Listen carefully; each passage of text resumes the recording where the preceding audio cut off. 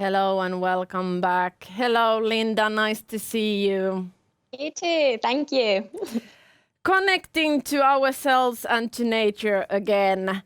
We have a bit of problem here. Our audience is so astonished by your speak that we don't have any questions, but I would like to read some comments out loud. And for you, our dear audience, I know that Linda has been really active in streams chat, and what you don't see is, but I do see, is Linda's face. And all the time, Linda, when Linda was typing the answers to you in stream chat, she was smiling to you, and it was so beautiful, and all the love around this moment is so touching that I'm going to start cry soon. This is something. This Okay, is really. I absolutely didn't remember that you can actually see my Yes, reaction. I actually can see your faces front of me, but no worries. But I just wanted to deliver to our audience how with full of love you have been with your answers, and the audience has said about your presentation that amazing production value, love the kitchen setting, you are truly loved in this community, and we all are getting really hungry. and also there was a thanks about how this presentation brings a new metaphor that commenter can use when mentoring juniors and newbies. Very, very nice. And also there was a thought about the pandemic with all the drawbacks. This has made conferences so much more interesting. Can we do this on live events later at the normal world?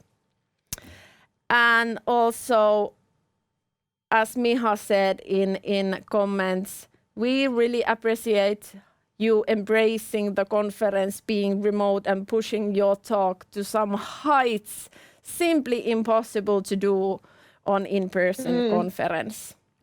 Yeah, I don't think any conference organizers would appreciate coming in with saying like, I want a full-blown kitchen. And no, but I love the comments, and I would absolutely agree with the idea that in some ways this year has pushed my way of telling my story into a new direction. Yeah. And as many of you probably, I noticed there were some familiar faces from like 10 years ago. I've been telling this story about how we could reimagine what technology looks like for quite a long time already. And I was getting bored of myself already. So just going with the slides and talking. And then when all of that stopped for a moment, it really gave me like a new moment to think about how could we tell stories if we were not limited by the conference stage and kind of the setup we have there. And I do think that there's an interesting kind of similar thing happening in the world of conference software as well, because it almost feels like we're at the same cusp of like making internet native software for communities, whether it's Discord, whether it's Fortnite, whether it's another, the Minecraft server Euruko has here. And I'm really excited about the future. I do love the physical conferences as well, but I think this also offers so much opportunities that now that like the biggest, maybe stressful part of the pandemic is over, we can definitely learn from. Love the vision. And now we have two questions. How different is to teach kids and software developers? Are we the same? Yeah, I do in some ways think you are the same.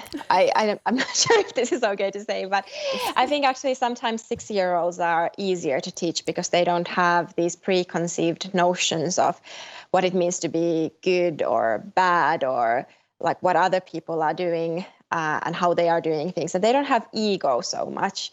So in that sense, they are easier, but then kids can be very hard as an audience. And they can offer you a lot of immediate feedback if their interest is not piqued. Actually, another pandemic project I worked on last year was this series called Computer Science in 60 Seconds. And the idea there was to make these 60-second short videos explaining the core concepts of computer science, just like Wes Anderson or Sofia Coppola would do them. And that's where kind of the idea for the mushroom, the pancake stacking came from. So we played a lot with like making ideas visible. And I do think that a lot of universities have also been using those videos and kind of as an additional pathway into programming. So in that sense, I think every beginner is a beginner and requires empathy and kind of, like just friendliness from the instructor. Yeah, that is true. But we adults, we do have some kind of self-set boundaries and fears that kids don't have, and we probably should learn from the kids some things. Also, sometimes we're very focused on learning certain skills or certain technologies, like going into a new project saying, I want to learn this new React framework or whatnot, whereas the kids, sure, they have some application for their learning, but I think most of my teaching has to do more with teaching them about curiosity and fearlessness and sort of creativity when it comes to technology, not necessarily like a specific thing. Yeah. And I think those attitudes will actually help you much further along. Well said, well said. Also a question, how can us mere mortal developers help people to learn how to code? I think, so maybe like 2 words about my background in the Ruby community. This was like the community that helped me see the human side of technology and made me fall in love with both the humans who were writing the code, but then also the expression of the code itself. And it took me a while to get here. So in 2009 or 2010, when I was first starting with programming, it very much felt like something that was remote and different. And then I ran into Matsy's work. I ran into Y's Poignant Guide to Ruby. I started visiting the conferences and met all of these people who were so passionate about what they were doing. They were brimming with excitement. And then I realized that actually, hey, like there's a whole field of people who care. And I think showing that passion and showing that caring is one key to making other people excited and interested.